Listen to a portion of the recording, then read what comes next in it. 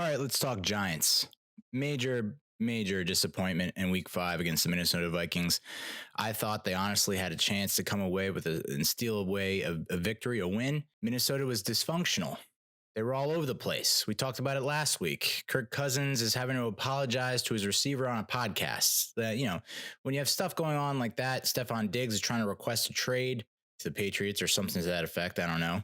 When you have that going on, you had to know in the back of your mind that it was going to go the complete opposite way.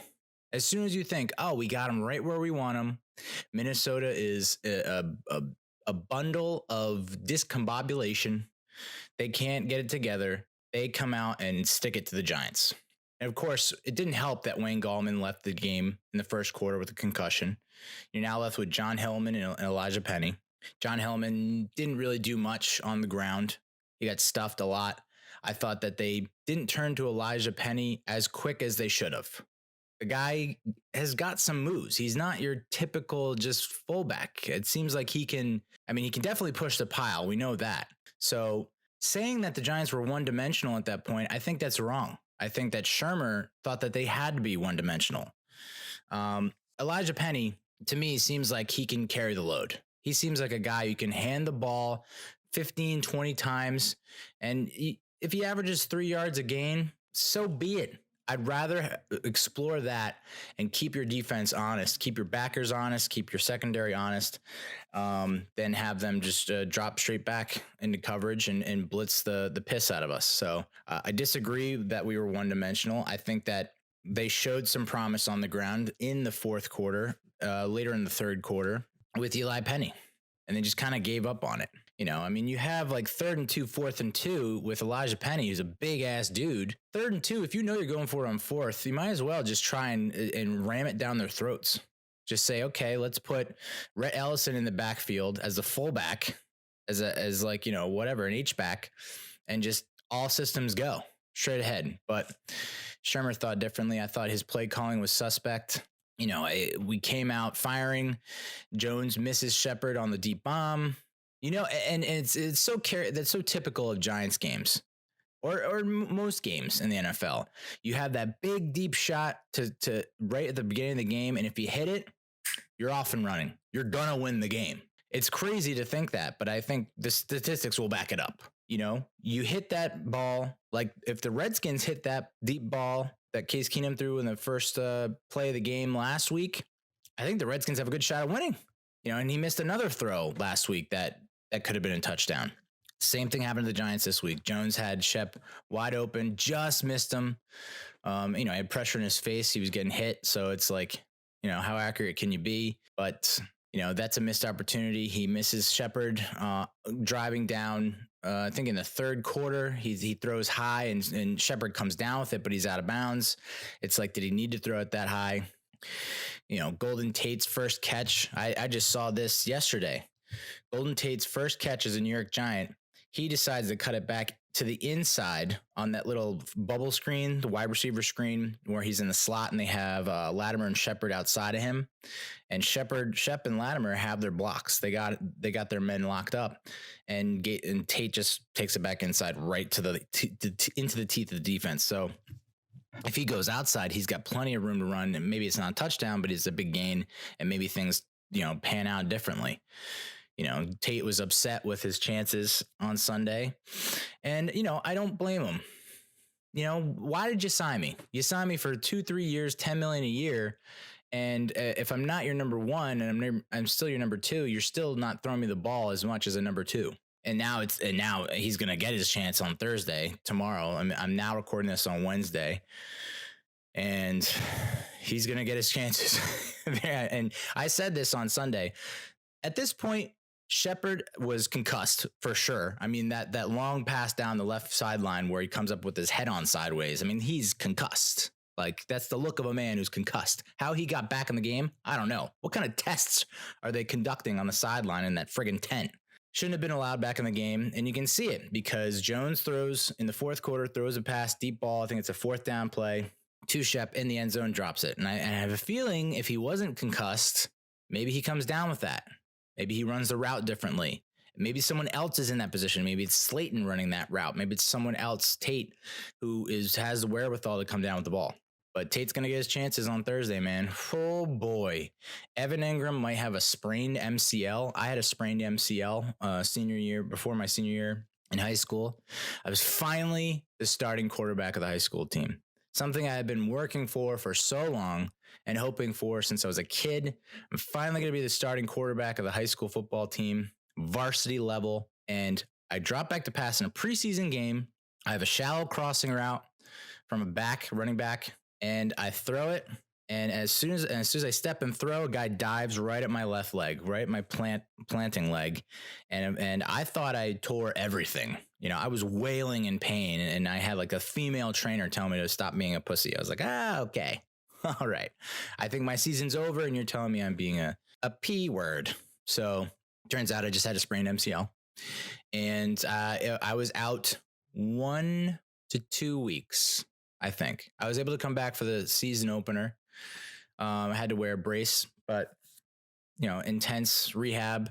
Sprained MCL is not as bad as it seems. I don't think. I still think they should be careful with him. To run him out on Thursday night against the Patriots, what is the point there? What is the point? So he can get hurt even worse? I just think, at this point, sit Saquon, sit Engram, take our lumps, try and cover the spread. It's 16.5, I think, at this point. Let's just go in there, play our best, take our lumps, and come out and get rested for Arizona. Because that's a game that we can win, and we should win if we play the way we can with a healthy roster. To throw Saquon out there and Engram and to risk further injury to those guys when they're already pretty banged up, for what? I'm a big Giants fan, diehard Giants fan for 30 plus years. I don't see the reason or logic in running out guys that are hampered by injuries. Put up guys with fresh legs, see what they can do. Don't hold back in this game. Don't play soft. Don't play soft zone. Just be as physical and aggressive as possible with as many healthy bodies as possible. Don't run people out there that are hurt or have risk injury. We're going to lose. That's a given. We could have won this Minnesota game. That's what's so crazy. Everyone looks at the final score, the box score, and they say, Giants are trash. The Giants got blown out. If you watch the game and if you pay attention to the little statistics here and there, 6 Giants offensive series ended in Minnesota territory. 6. Now, I understand the Vikings helped us out a lot. They gave us a lot of first downs on penalties, but that's, neither here nor there. If Minnesota doesn't commit that penalty, do we have a touchdown instead of the ball at the 5 or the 10 on that Golden Tate out and up? If Xavier Rhodes doesn't get in the way, is that a touchdown to Golden Tate? I don't think we ended up scoring on that drive. So, the penalties can hurt you, but they can also help you to a certain degree. 3 drives went into double-digit plays, and we came away with 3 points. That's got to be a record. I don't know many teams, offenses that are going 10 plus plays and not getting any points. That happened on Sunday. So the fact that the offense, as decimated as they were, no Gallman, no Saquon, Shep is kind of in and out for the third, fourth quarter. The fact that they were able to put together these drives and almost score. It's just if a throw goes right here, if they don't get a penalty here, it's just the little things. We're looking at possibly a tie ball game going into overtime. And who knows what happens down in 2 minutes with that defense, because they probably would have given up the game-winning field goal or touchdown. But the point is, we competed with the Vikings when we didn't have our best player on the field, Saquon Barkley. I was disappointed, obviously, but I'm still emboldened, if that's a word, by their performance. The fact that they were able to stick with the Vikings. Vikings have one of the best defenses in the league. Top 5, no joke. They're facing the Patriots this week, and the Patriots are just like having the number 1 defense in the league. So I'm not expecting anything this week, but the fact that they were able to move the ball, get first downs, they were 8 of 16 on third down. Yeah, they're getting to a lot of third downs, which is not great, 16 opportunities, but they're converting 8 of 16. That's pretty impressive. How many times on third down, if Eli were the quarterback, and I love Eli, would that have been take a sack, crumble to the ground, throw it away, throw it short. Instead, you have Jones wiggling away, picking up the first down with his legs. So there's hope. I have not lost hope. And I don't think that we should necessarily tank the rest of the season. That was a performance that made me think we're not as far off as people think we are. People think we're trash. We're, going to go 5-10, 5-11, 6-10, which we still might, but but it's a different 5-11, different 6-10 than we've seen in the past. This feels like a team that could very well be 8-8, 9-7 at the end of the season. I could very easily see that. And if things go their way, other teams fall by the wayside. I think the Packers, the Seahawks, and the Vikings have 3 of the toughest schedules down the stretch. They're going to have to fight. Giants don't necessarily have one of the easiest schedules, but they don't have one of the toughest schedules. So just hang around. Maybe you get in at 9-7. I don't know. All I know is I'm sick of Pat Shurmur. His press conferences. Now I know there are people out there saying dude, why do you even care about press conferences? And I'm kind of on board with that. I'm all for skipping press conferences because if Bill Belichick has proven anything, is that he doesn't give you dick during press conferences, and he's the greatest football coach of all time. So in my mind, don't pay attention to what Shurmur says in the post conference, but then you end up clicking on the video and you watch and you're like, how can you give that answer?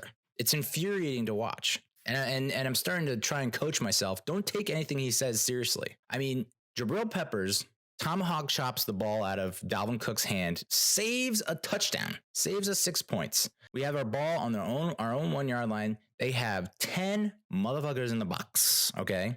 Stacked. And you hand it off to Jon Hilliman, who gets crushed in the end zone, two yards deep in the end zone. And Hilliman was interviewed and he was like, I just want to make sure I held on to the ball. He knew he was getting, he's like, I'd rather give up 2 than 6. And it's like, he knew that he was going to get tackled for a safety. Now, is that on Shurmur or is that on Daniel Jones? If Eli Manning is the quarterback, does he see 10 in the box and say, check, check, check? We got to get out of this play because it's going for a safety. And that's where that's where the rookie mistakes come into play. Does Daniel Jones have the ability to check, the option to check? If he doesn't, it's on Shurmur. If he does, it's on Jones. And Shurmur didn't want to throw him under the bus because Jones is Shurmur's boy. So I could see that. But God damn it, Shurmur. Yeah, run the ball on the 1, dude. When you know that Daniel Jones has been pretty goddamn effective on the boot. Play fake to Hilliman, roll him out to his right, or maybe even roll him out to his left. And either give him the option to run the ball, get you 4 or 5 yards, 7 yards down the field by scrambling, or you get a pass and you get a first down. Instead, we're going to hand it off to Hilliman on a very obvious run play and get a safety. And that ultimately was one of 2 things that sealed their fate. Okay. The safety, because then the Vikings get the ball back, they drive down and I think they get a field goal. And now it's 18-10, something like that. So you're not completely out of it, 18-10. The second play is DeAndre Baker getting the unsportsmanlike conduct on Dalvin Cook on a 3rd down when they stop them, extends the drive, and they end up scoring a touchdown. And that kind of, 15 points that really kind of put it out of reach for the Giants. So, and it's right after I praised DeAndre Baker, wow, he's really, stepping it up and shutting down. And he's been such a turnaround story, pulling a complete 180. From getting toasted repeatedly in the first 2 weeks to shutting down Godwin from the Bucs for a little bit. And then, the Redskins receivers, I mean, what can I say there? But Stephon Diggs only had 2 or 3 catches, but then you see him try and tackle. He doesn't have containment. He doesn't call out when Thielen is crossing. Is he saying cross when Thielen is coming across the field wide the fuck open? So, I mean, it's rookie mistakes, rookie errors. And so that's kind of the bright silver lining of all this, is that these rookies with this experience, this is the bad side of the rookies. We've seen the upside. Here's the downside. They don't have the experience to identify situations and call it out and adjust, audible, what have you. But maybe it only takes a year or half a year for these rookies to come around. So I still think Jones played okay. He played all right. He wasn't a disaster. He still made, he had one interception. He could have had maybe one or two more based off of like tipped balls, which is not really on him. He had Engram completion. Engram that was dropped because Engram got hit. A couple of other drops. So, I think Jones is fine. I am somewhat concerned about the amount of hits he's taking. Nate Solder is just like, what is a turnstile at left tackle? I mean, this guy at the time was the highest paid left tackle in NFL history, and he has not played to that. Is he better than Eric Flowers? Hell yeah, bro. I think we all know that. But at the same time, it's like he's not exactly Andrew Whitworth, who was available for us a couple of years ago, and we didn't go after because he was too old. I don't know what you do with Solder. I mean, I think you do give him help. I think why don't you line up Rhett Ellison next to him and have Rhett Ellison just chip every single down, chip the defensive end, chip the defensive end, chip the defensive end. I don't care if it minimizes your playbook. I do not care, because your playbook doesn't matter if your quarterback's on his ass. So give, and if it's not Rhett Ellison, maybe Elijah Penny, fullback, have him motion out, chip.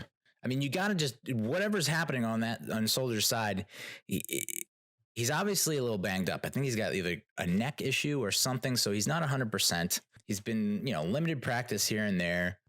Chip, you got to give him support. You got to give him help. You can't just leave him out on an island and expect things to turn out all right, because then you end up with Daniel Jones getting hurt, and it's like we're back to Eli. So I'm very, very conflicted about this defense. I'm very conflicted because I see such good things from guys like Dexter Lawrence. He's the 4th highest graded rookie and ranks 13th among the interior defensive linemen. Second in pressure rate, trailing on Calais Campbell, who's an all-pro, Pro Bowler. He had a sack, a forced fumble, a quarterback hit, and 5 tackles on Sunday. Would have had a second sack if Janoris Jenkins didn't have an illegal contact penalty. I mean, Dexter Lawrence is, and people question that pick at 17, and he's coming up big time. It's still not enough. I saw BJ Hill getting some props, for his ability to pressure the quarterback and to beat his assignment. So it seems like your front 3, Tomlinson, Hill, Lawrence with McIntosh, who got his first sack, rotating in. It seems like that defensive front seems okay. Your linebackers are a mess. It's just a soup. It's Swiss cheese soup. It's just like, and I understand David Mayo, was cut from the Niners, but I had high hopes for him since he was Luke Kuechly's backup in Carolina. I thought, okay, well, Luke Kuechly is an all-pro, so obviously he's not going to start over him, but at least he's got the chops. He's learning from the best. And he was just looked like lost. Nate Stupar, who was, cut and is like a special teams guy, is your other starting linebacker, which I didn't understand. And you just saw him getting lost and trailing, and, he didn't make any plays. Josiah Tuoefa, why are you not giving this guy more playing time? I know he's an undrafted free agent, but he obviously performed in the preseason. I'd rather see him on the field than Nate Stupar. No offense to Nate Stupar. Going back to DeAndre Baker, he allowed just 5 completions for 35 yards in the last 2 weeks before the Vikings game. And for everyone saying that he got toasted and torched on that play by the touchdown to Thielen, nah, dude. Thielen ran a decent route. I know that the broadcast, what was his name? Charles Davis. Ugh, that broadcasting team stunk out loud. I know Charles Davis was all up, hanging off of Thielen's nuts for that route, but Baker lost his footing. Baker was with him step for step, but lost his footing. If he just maintains his footing and is able to go up against Thielen, that's not a touchdown. Janoris Jenkins, illegal contact penalty. Cannot tackle worth a damn. If the one play, I think Thielen went for a big gain. He had a crossing route and then cut it back across the field. And it's like Jenkins kind of missed that tackle. And if David Mayo isn't there, Thielen's gone for another touchdown. I think they got to, there was an article from like NFL.com that said that Janoris Jenkins is their trade piece this year. He's got 1 year left on his contract in 2020. It's another monster year, another monster money. And it's like 2016, I would have said, yeah, he's worth it. 2017, I was like, no, he's not worth it. 2018 was like, I don't know. 2019 is like, nah, I don't think he's worth it. And I don't think he's going to get any better in 2020. So you trade him, but it's kind of like, to me, when you trade him, the trade deadline's in November, I believe. So they have a couple weeks. And people are saying like, well, if they lose, they're going to lose the Patriots. So they'll be 2-4. Maybe if they lose, by week 8, if they beat the card, if they only win one of the next 3 or something like that, if they go 3-5, I think you got to trade them. And then just, we're going to see what we got with Julian Love and Corey Ballantyne, which it is, I'm flabbergasted that they have not played Julian Love and Corey Ballantyne after all the talk in the offseason, rookie minicamp, OTAs, all that bullshit. All we heard was how impressed everyone was with Julian Love and Corey Ballantyne. And we haven't seen them for any amount of time on the field on defense. Now, Ballantyne had an amazing kickoff return that put us in great position that led to a touchdown. So he's doing a phenomenal job returning the ball on kickoffs. I wouldn't say phenomenal because like he, coming out when you're 10 yards deep and getting tackled at the 15, not helping us. But he has the potential to take it to the house, which is great. Just put him in. I mean, and I would say you're going to lose this Patriots game. Treat it like a preseason game. Stick Love and Ballantyne out there and say, have at it, Hoss. Let's see what you got against Edelman and Gordon and Dorsett, although I don't know what Dorsett's playing. You got to start seeing what you have because like Grant Haley was an undrafted free agent. He's repeatedly getting torched. He got torched by Redskins receivers. He's getting torched by Thielen.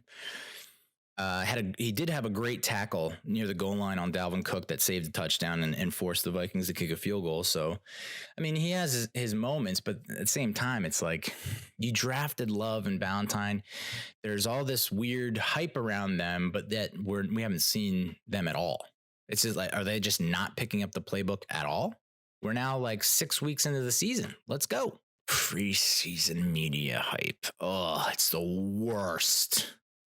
Speaking of Nate Solder, he had a 70% pass block win rate, which was the 3rd worst of any offensive lineman on Sunday. Yikes. Giants missed 16 tackles on Sunday, most in the NFL. Daniel Jones was pressured on 44% of his dropbacks after he took over as starting quarterback, which is the highest rate in the NFL.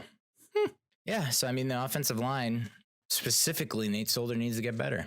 Chip away. I'm telling you, got to give him support, got to give him help because teams are just going to attack him relentlessly, knowing that he cannot go one-on-one with anyone. Get creative, Shurmur. Jesus, you're supposed to be the offensive guru. Figure it out. So I know this is mostly depressing, but this is kind of nice, little in your face. Baker Mayfield, 56% completion rate, 249 yards per game, 4 touchdowns, 8 picks. Daniel Jones, 64% completion rate, 253 yards per game, 4 touchdowns, 3 picks. In your face, Baker. Baker had a shit-tastic game against the Niners on Monday night. He looked like me in high school. 8 of 22, 100 yards. Then get a fumble and a pick maybe. And Odell Beckham Jr. I said that the Giants are currently under the curse of OBJ, which I still believe to be true. But look at his numbers with the Browns. 23 catches, 335 yards, and 1 touchdown. He had something like 39 catches and I think maybe 400 yards receiving and more than a touchdown with Eli as his quarterback last year. So for all that hype and talk about how he's in a better place and he has a quarterback that gets him now, gets him and can make the throws. Not really panning out so far. That being said, they played some tough teams, some really tough teams, some tough defenses, and their schedule gets significantly easier heading down the stretch. So, and that division stinks, the AFC North. I mean, the Ravens, we don't know what they are. The Steelers don't, they're on their 3rd quarterback. And then you have the Bengals, So I think the Browns win that division at 9-7 probably. But, Evan Engram has 33 catches, 373 yards, and 2 touchdowns. He's a tight end. And then, there was a lot of talk about Oshane Ximines. He's the Giants' most productive pass rusher per snap and the NFL's 3rd best rookie rusher. Listen, there's some good, there's some bad. All right. We're not going to just forget about this Patriots game. I'm actually going into Hoboken to visit a buddy's place. He's a Pats fan. I fully expect us to get blown completely out of the water. But it almost reminds me of, what was it, 2017 or 18? It might have been 2017, where we went into Denver and we didn't have anybody. Literally nobody. That was the year all our receivers got wiped off the face of the planet. And we had Orleans Darkwa and Evan Engram, and we won that game. We went into Denver and we won, a place that we'd never win. And we won with a very depleted roster. Now, the Pats are not the Broncos. I understand that. So I'm definitely taking the spread. I'm going to tease the spread a little bit. 16.5. I'm like, all right, give me 23.5. I think we can beat that. But yeah, I mean, I said in my blog post, recapping this game and previewing the Pats game, let's just go all out. And this was back when I thought Saquon had a chance, and I thought Engram, I didn't know about Engram's knee, and, Shepard, I didn't know that he was going to be out. I thought, okay, let's give it our all. Let's throw everything at the wall. And I think we should still do that. I think Jon Hilliman can spell Eli Penny. I really like Eli Penny.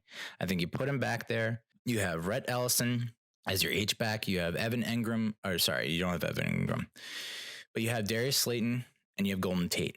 Those are two legitimate receivers. Golden Tate can get his head out of his ass, then all power to you. Even better. He doesn't have to worry about Shep, or there's no confusion and redundancies. Tate, you're a guy in the slot. Slayton, you're a guy on the outside. You are a deep threat. Rhett Ellison, you are a blocking tight end, and occasionally you slip out for a nice 5-yard gain on a play action boot. Eli Penny is the guy. Hand him the ball 20 times. Just for shits and gigs. I don't care what the score is. Hand him the ball 20 times. Hell, almost 25 times. Hand him the ball. I don't care what it looks like. I honestly don't care, because I believe in Eli Penny. I think he's going to get you 3 yards a gain. And if that means we throw quick hitch to Tate, he gets 5, maybe he shakes loose, gets 7. 3 yards is a first down from Eli Penny. There was a stat, I think, on 2nd and long. The Giants are among the worst, second or third worst team on 2nd and long. They just, we don't pass the ball when there's a higher win rate. The little things that Shurmur's got to clean up. His play calling, I'm not crazy about. We're attacking, and then you're going to do an end around in the red zone. I don't see end arounds doing that well, especially when they know we have a running back situation. We're depleted at running back. Penny is a big dude. He can move the pile. He can move the sticks if you give him the ball and trust in him. And he doesn't feel like a fullback. He just feels almost like a Brandon Jacobs-esque type player. Not the same size, but bigger than your average running back, and not as slow, quote unquote, as a typical fullback. Give him the ball. Give us a chance to win. Slayton, Tate, Penny, and hopefully Ellison has a breakout game. Don't put Saquon out there to hurt himself. Don't put Evan Engram out there to hurt himself. Shepard is the future Sterling Shepard.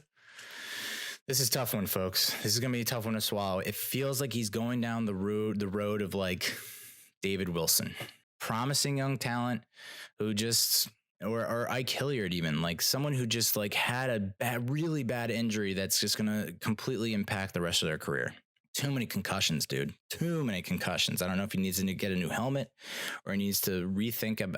He's an all balls out player, which I love about him. Willing to dive and put his body on the line to make plays. But, maybe you need to rein it in a bit, because you're no help to us on the sideline. So, yeah, that's tough, because now we got to start thinking about the future. It's okay, Tate is going to be 30 plus years old.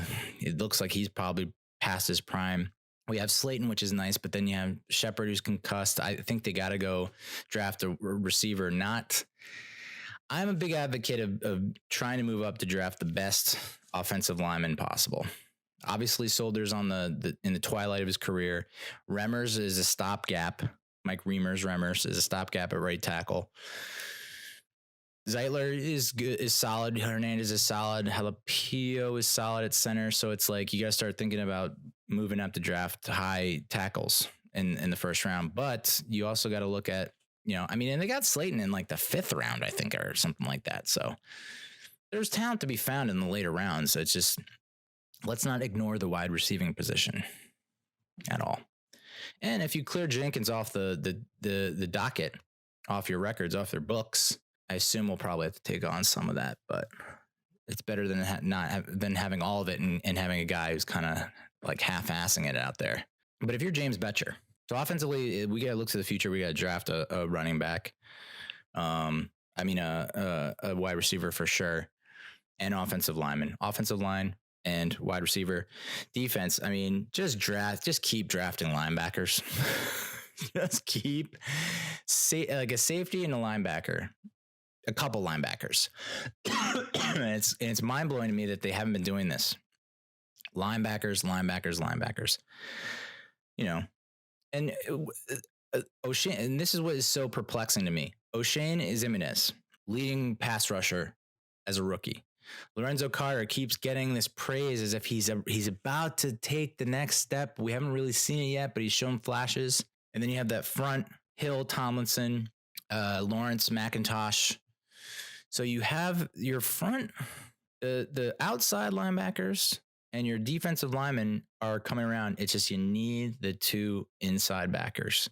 So Tate Davis is going to be back. I mean, I don't know. He was supposed to be great in coverage. I haven't seen that much out of him in coverage yet, but maybe he turns around against New England because he's going to have to. They're going to throw running backs out into passing. You know, James White. I don't think Rex Burkhead's playing, but Sony Michel. Like these are guys that are going to run patterns, so you're going to have to cover them. And I don't even know if Alec Ogletree is going to be back. It would be huge if he is, but it's a hamstring, and that takes it probably takes 4 weeks if we're being real, because if he comes back tonight or Thursday, and he just tears it or whatever, pulls it again, it's like he's out for another even longer amount of time. So maybe just sit him again. So David Mayo, Josiah Tuiafa, and Tate Davis.